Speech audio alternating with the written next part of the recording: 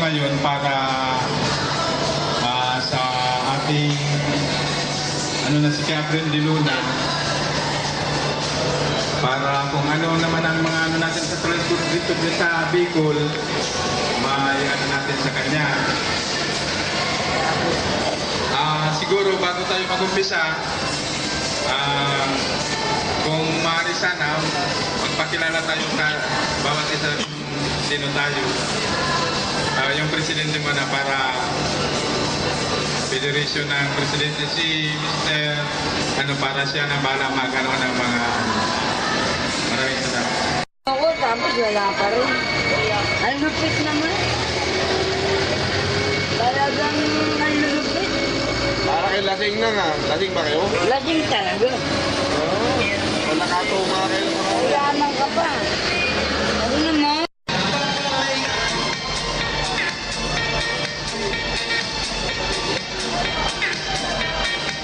Tingnan natin na naglalaban at nagbibigay halaga sa mga issues na ating naharap lalo na sa transport sector.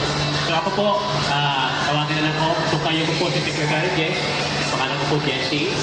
Ako po ngayon ang chairman ng coalition. Ako rin po ang General Secretary ng Federation ng Trade Movement Association dito sa Petro sa Naga City. Sino ang natin magpapakilala? Siguro ang na lang ng Calabanga Jeep. Ako pa lang po si Mr. Romeo Cabaltera from Calabanga. Chairman po kang Kamdi Trustlo. Jeepney Cooperative po. Kaya ko naman po kung kami member naman, siguro kaya sa isip na naghahanap po tapos harayo. Siguro mas magayong kung pag nagpa-outro po kita paabot, garaon ka naman po sa Calabanga. Mas para maka-attend din po. Salamat po.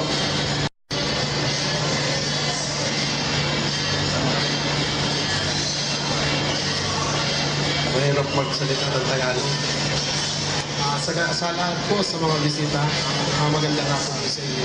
Hindi naman po ako ang presidente, treasurer ako ng Trimobile, Triangulo Trimobile Drivers Association, Trituda po.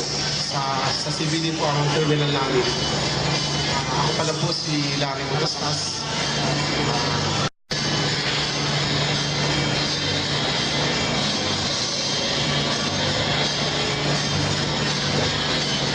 Ako po si Mario San Antonio, taga-Minalabak po. At ako nagagalak po at papasalamat sa ating mga panauhin na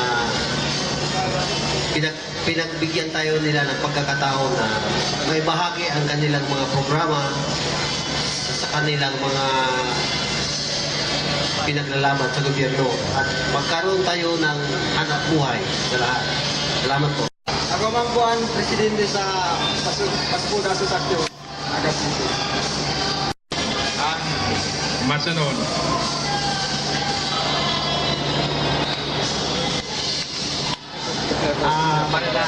Sa Ilagabos. Ako po ang presidente kang Ipuda. Ako na kasubanggilan ko na pag-imbitaran kaya so sa munya na uri ako.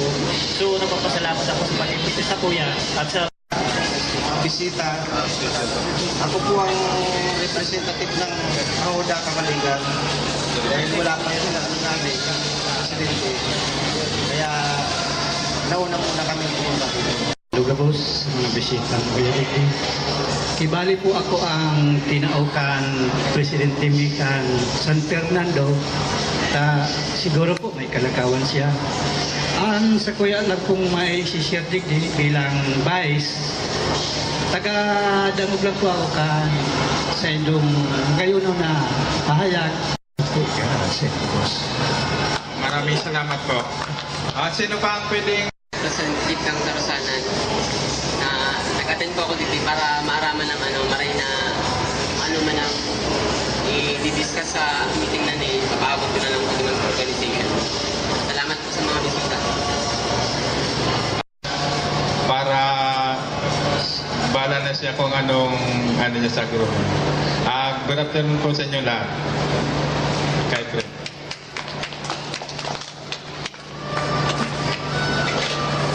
Maraming salamat po at bago po tayo magsimula ay gusto ko munang ipakilala yung aking mga kasama. No? Dito po ay si upload at bigyan po natin siya ng kaunting pananalita para malaman ninyo kung saan siya nakakonsentrate. Salamat. Ako ho magandang hapon ho sa inyo lahat. Ako ho si Kaplor ng Presidente ng Mall of Asia Federation ng Pasay City. Meron akong sinasakupan na may 15 association sa buong Pasay. Maraming salamat po. At sunod po naman ay si Kawancho. No? Kawancho.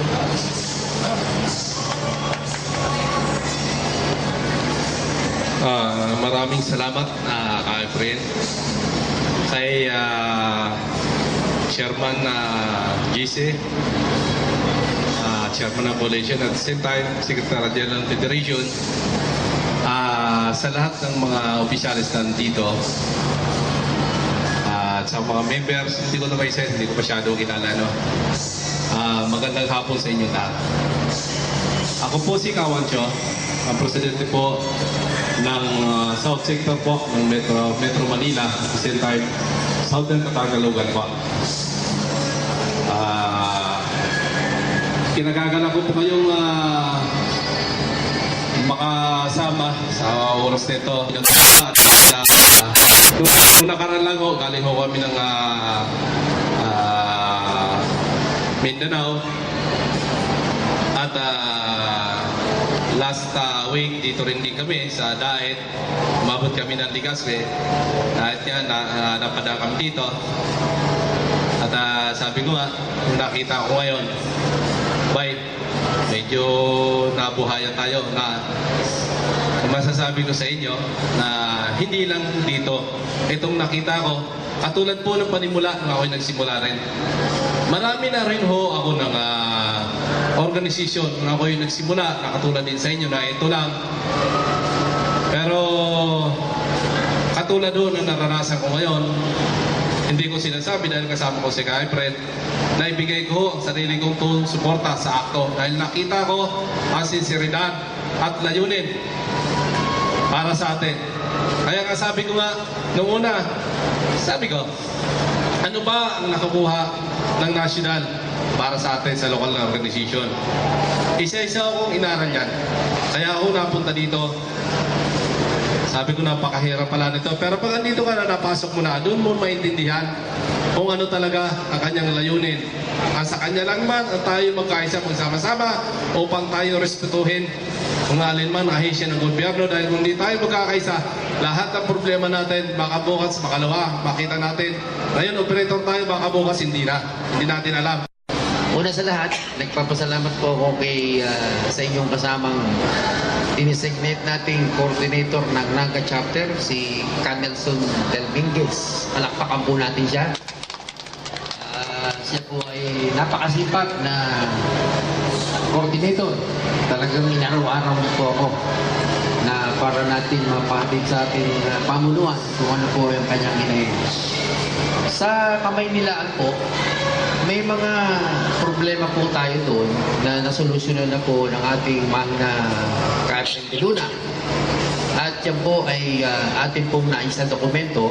Isa na po yan dito, napapanood nyo yan sa video. At sa akin po, personal na designation, Secretary General, itinodokumento ko po yan. Napansin po ninyo na kapag nagpapakilala po ang akto, hindi na yung marami pang kwento. Hanggang maraming kwento, walang gawa yun eh. Ang very important, direct to the point, yung part ng pag-uusap.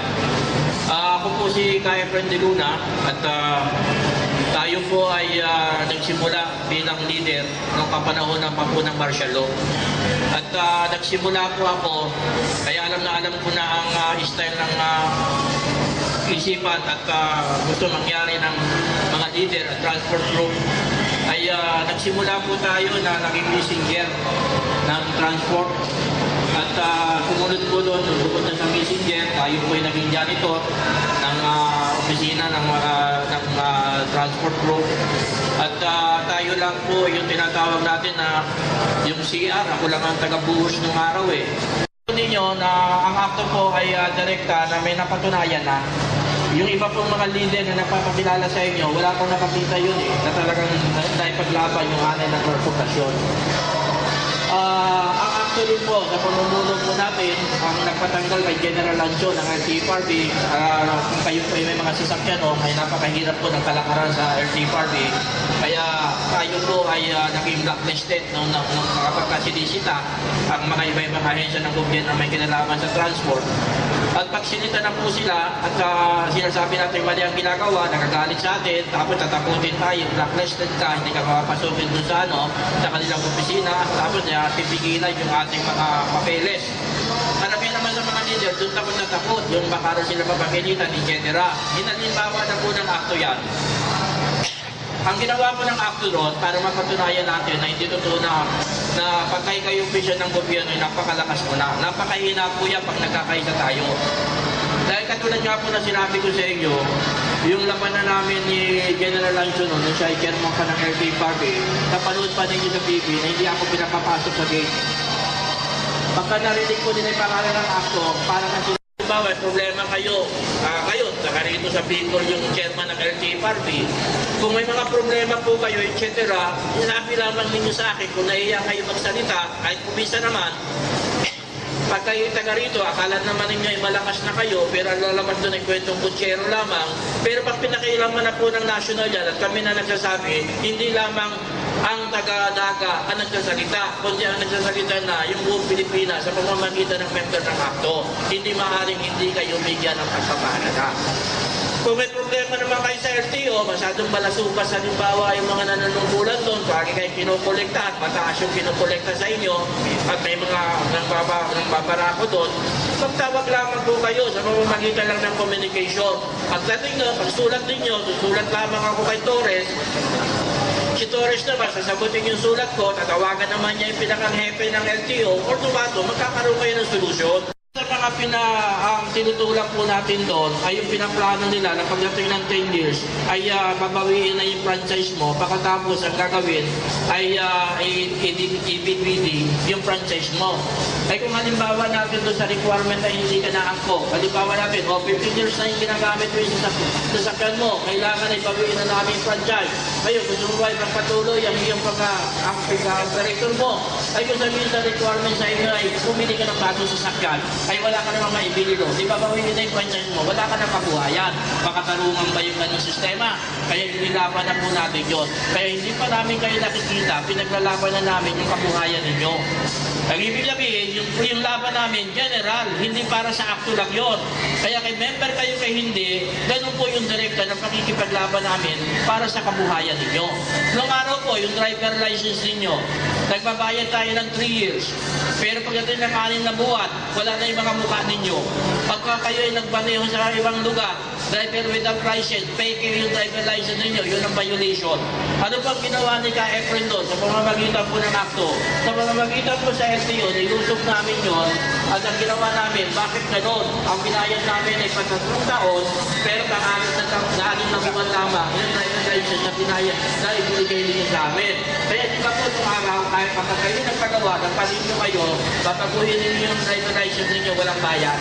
Kami po lumaban noon. Kaya lumalabas, hindi pa man ninyo kami nakikita, gano'n na po yung pakikipaglaban namin, nakatahok na po kayo sa pinaglalaban namin. Nakuna ninyo ng picture yung mga single motorcycle doon sa area na hindi naman nila alam.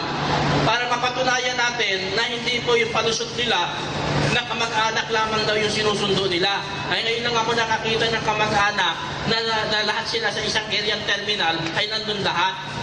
Di ba po? Kaya kukuha kayo ng picture, pagkatapos ay yung area doon sa pinagtitipunan nila at saka yung sumasakay. Kaya kung kukuha tayo ng 2 sample na motor na bumalik na, yun doon itapunan mo. Sabi natin, kamag-anak mo pa ba yan? Gawin mo ng 3, kamag-anak pa rin ba yan? Ay katarantaduhan na yan. Kaya magre-request tayo sa sa LTO at saka sa local government na mag-operation sila na napipinsala yung kabuhayan mo. Kaya pwede may right ang local government at LTO na mag-operation doon. Di ba po? Para hindi na dumami. Kasi pag pinabayaan mo yan, bawat kanto niyan, meron na yan. Wala na kayong kita. Yun po yung pwede natin gawin. Di ba po tama yung press? Tama? ganun po yung gagawin natin. Ano pa po? Pag nakita namin na maganda ang inyong samahan dito, sa pamamagitan po ng representative namin at saka ni Pres, at kayo nagkakaisa, maniwala kayo, gaya tulad po ng ginawa namin, bababaan namin kayo ng gulong, bababaan namin kayo ng baterya, bababaan namin kayo ng pangangailangan ninyo. Ang importante lang, bayaran naman ninyo. Diba? Kaunti-unti. Halimbawa, magkano yung gulong ng tricycle? Pag bumili ka? Ha? 750. Oh, masakit pa ba sa iyo kung 25 pesos isang araw? Tapos pag nakabili na, nag-uuna naman, bili ka na naman bumili ka na naman ng bulong, pahulugan mo ulit. Diba? Kaya gusto ko munang makita yung direkta na nagkakaisa kayo. Tinatawag na pinupuntahan na hindi kayo parang tinatawag na squatter na kung saan lupalot kayo mga nag-uusap, ay palagay ko i-respetuhin kayo dahil pinakita na ninyo na meron na kayong opisina na kagalang-galang na kayo. Di ba po tama yun? At bukod na po ron, meron po tayong tinatawag sa national kasi may lawyer kami. Pag may mga problema, yung mga apidabit lamang, pwede pagawa natin sa lawyer. Yung pagpapayag po sa korte, madali naman po yan, wala namang bayad dyan. Very importante na intindihan natin na meron po kayong nahihinga ng payo ng mga lawyer ng akto. Halimbawa, kuminsan ikaw na pinalo ng baril, ikaw pa may kasalanan. Diba? Kuminsan ikaw na yung binangga dahil malaki yung nangano mo, ikaw pa may kasalanan. Iba po yung nagkakabigay kayo ng, yun lamang po magbibigay ng advice sa iyo na abogado at naiintindihan mo yung kalagayan mo. Mas may iba yung dating nun. Yung pagawa ko ng affidavit doon, ng complaint ninyo, pwedeng ipagawa yun sa lawyer, tapos padala na lang dito yung affidavit, ipapayad na lamang ninyo sa court yun. Bigla kayo napunta ng Pasay, may sasalo po sa inyo doon dahil may mga sticker po ng akto yun. Hindi, ayan, si Captor, ang Molopecia. Kung pupunta kayo ng airport, pinaraso kayo doon, hinuli kayo ng mga Pasay enforcer, pupunta kayo dito kay Captor, malapit lang po yan sa Paklaran, at madali lamang po makita pagka sinabi lamang ninyong Captor or Tomato, kukunin yung driver license ninyo. Kung pumunta naman kayo sa Region 1, Region 2, pag pumunta kayo Region 3, member din po ng akto yan. Pag pumunta kayo ng Quezon, member ng akto yan. Pag pumunta po kayo dito sa Mindanao, ay member po ng akto yan. Pag pumunta kayo ng Iloilo, member po ng akto yan. Ibig sabihin, may mga sticker yan. Ngayon, kung halimbawa natin may mga pagkakataon, ano po ang kabutihan ng ID na binibigay kong libre? Number 1, halimbawa, hindi mo inaasahan, inarkila ka. Kung ginawa kang driver, pumunta ka sa isang bayan, biglang nagkaroon ng aksidente, nakabundol ka na hindi mo inaasahan, dinala ka sa prosinto, o ngayon, tumawag lamang kayo sa akto, ako ang magpapatuloy na mabuting tao kayo. Babalanguhin ka ba ng pulis o hindi? Dahil may lawyer ka. Ganun po yung isa sa mga benefit ng ID. Halimbawa, pupunta kayo sa opisya ng gobyerno, halimbawa, inanapan kayo ng ID, ibigay na lang ninyo yung ID ko, kahit mawala, hindi humingi ulit kayo, libre naman yun. Pwede kayo magtanong. Importante po yan, yung ganyang klaseng panawagan. Kaya ang very importante ay magkaisa kayo at magsama-sama. At ipapakilala, gagawin ko kayo, pag nakita ko nagkakaisa kayo, hahanapan ko kayo ng opisina. Lalagyan ko kayo ng sarili ninyong office at lalagyan ko kayo ng tinatawag natin na katulad ng ginawa namin dito sa Taib. Tapos kayo na rin, yung federation na rin ninyo ang magpaparehistro na pupunta sa Legazpi. Huwag na kayo magpalakad pa sa iba. Diba? Yung pamasahe lamang ninyo na, halimbawa, gagastos kayo ng 200 piso, o bigyan na lamang ninyo naglakad ng 100 piso. Nakatulong sa iyo. Nakapaghanap buhay ka pa, diba? Nakatipid ka pa. Yun lamang po na paglagay ninyo ng sticker Isang patunay na nagkakaisa tayo Dahil pag pumunta ka sa Butuan, pag pumunta ka sa Isabela, pag pumunta ka sa Lawak, pag pumunta ka rito sa Pangasinan, pag pumunta ka rito sa Bulacan, kapag pumunta ka ng Maynila, pumunta ka ng Valenzuela, pumunta ka ng Caloocan, puro federation po ng akto yan.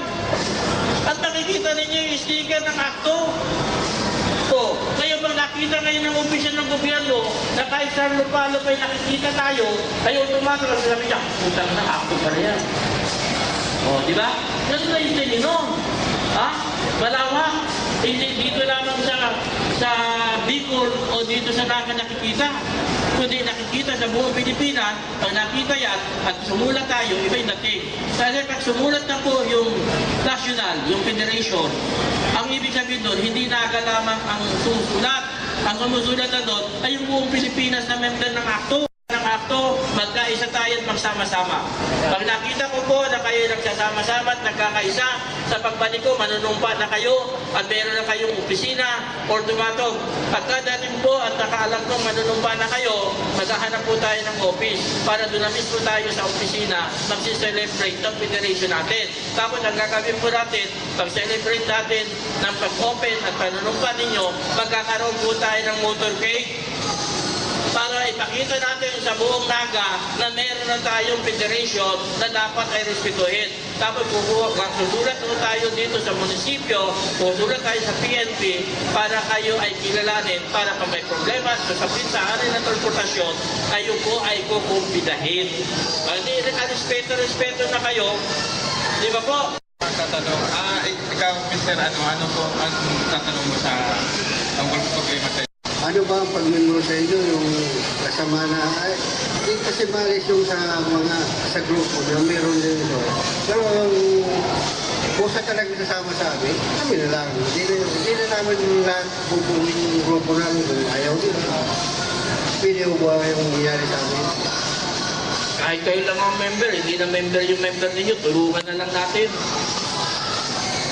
Very na lang yun, di ba po?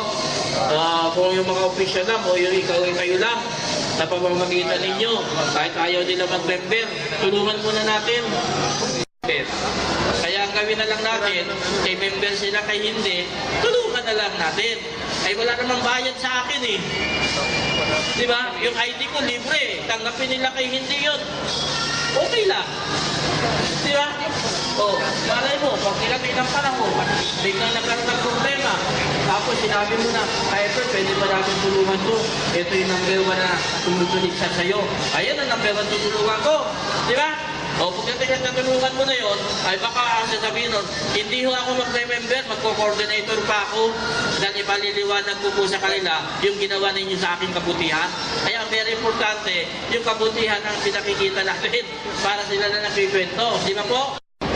Bilang Basilikang Asosasyon Tiangco, ang mundo po kaya sa mga driver, kaming mga driver, ang gigilang sa Pajak Asosasyon, medyo po kaligit ako ang binilisa-lisa. Verdad. Dito kasi sa master, ang apoda dyan, pag pumipila po kami dyan, sinister kami patapray kami sa master. Kasi bawat isa sa isang padyak, kinikita niyo siya dalang-dalang, wala pang kinikita. Hindi pa sabot sa pamilya, kaya kung may mga anak ng pinapaaral, isa pa nagkakasakit, huwag pa sa papagamot sa mga bata. Lalo sa'yo, tumatanda rin ako, sa tanong sa pinsan ko, paano ito? Ito, pagpunta master, tayo dyan sa inuuli tayo dyan. Kaya itong ikoda sa igualdad, medyo pinakang aping dito sa igualdad. Sila nakikiboundary lang sa padyak, hindi naman sila mga operator. Tapos, ibis na kumita naman sila dito sa kasi sa Abilya, dyan ang maraming pasayro, mapapunta dito sa LCC, saka sa Abilya, palagi silang pinapalis. Yan ang inanon din ng problema kung paano natin magagawa ng solusyon niya. Binigyan mo ba kayo ng munisipyo ng permit? Ay pinagbayaran mo ba kayo? Dapat nakalagay doon yung rota? Meron o, ganun ka.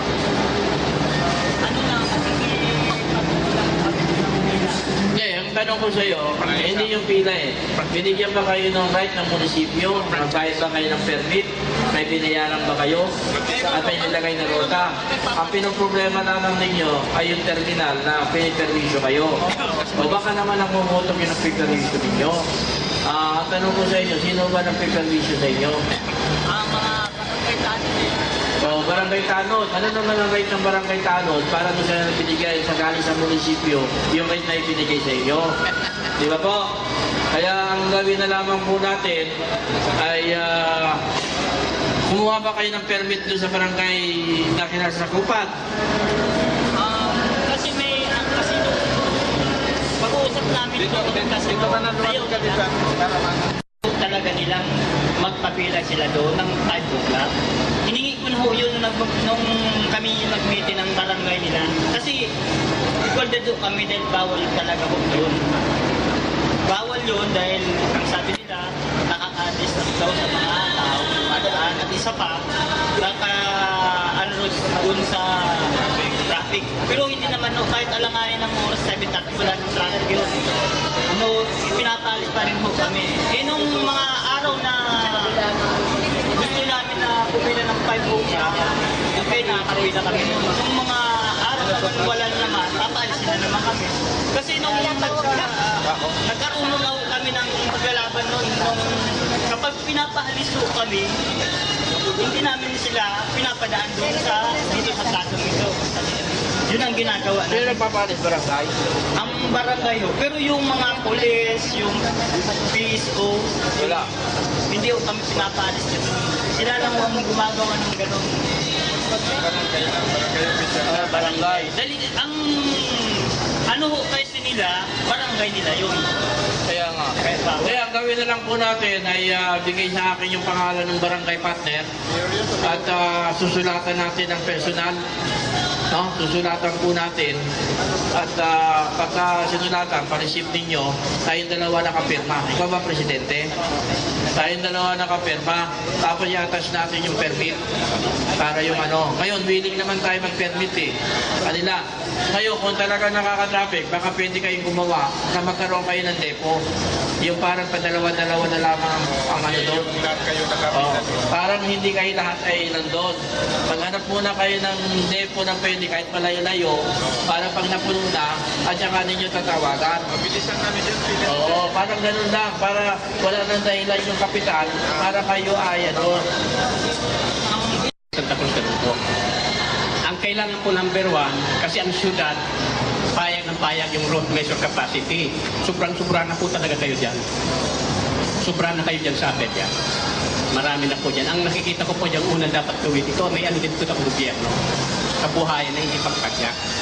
Walang po tayo na. Yun ang kailangan natin kung magagawa natin sa atin sa organisasyon. Hindi lahat nagpapadya, hindi lahat nagka-drive. Yan po sa sitwasyon na may problema din po tayo dyan sa mga drive moving kasi sila rin nagreklamo. So, ang nakikita ko po dyan, kung i-ano ko na po kay Efren, local issues po talaga yan. Pero sabi ko dito sa ating politika, ang naiipit tayo. Inuhuli kayo ng mga barangay tanod kasi hindi naman nagbibigay ng authority yung prangkesa sa Tapilay. So, sinakancel po yun ng sanggunian. Yung munisipyo at saka yung barangay. Para yung barangay, bahala siya magpaliwanag.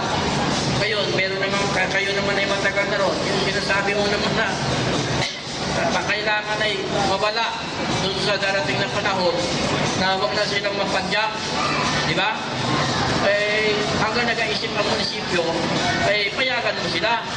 Ngayon, kapag may direct ka na bukas may trabaho na, ay di alisin na natin yung padyak niya. Di ba? Yun yung isa. Kasi kung ipapangako mo kagad yung ang target ng government ay kayo ay huwag magpadyak. Yun din naman ang project ng ACTO eh. Huwag kang manatiling padyak, mangarap ka rin mag-enjip. Di ba? Yung pag-ulat. Automato, member ka na eh. Wala nang requirement.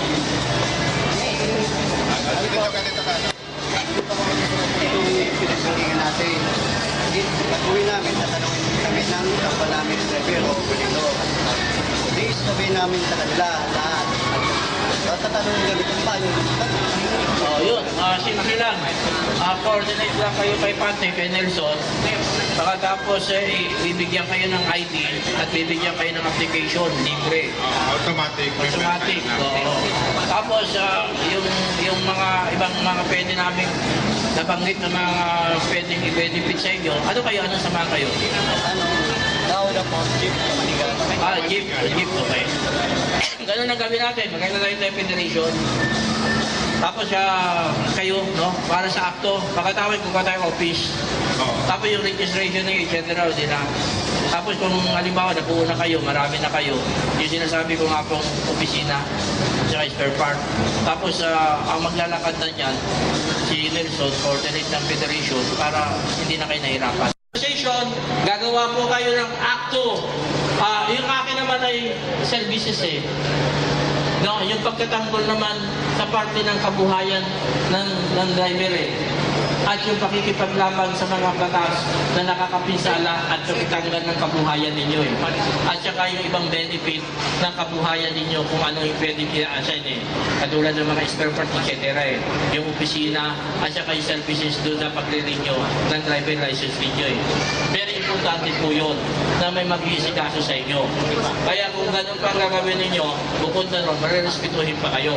Halimbawa, wala kang labas, di tumambay ka doon sa office. Diba?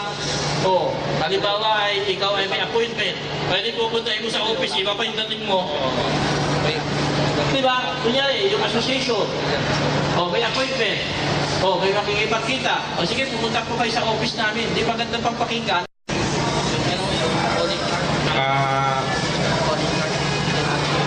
Siguro pag-uwi nyo sa mga nasasakupan yung asosasyon, kayo na rin ang bahala magpaliwanag sa kanila kung anong napag-usapan natin dito.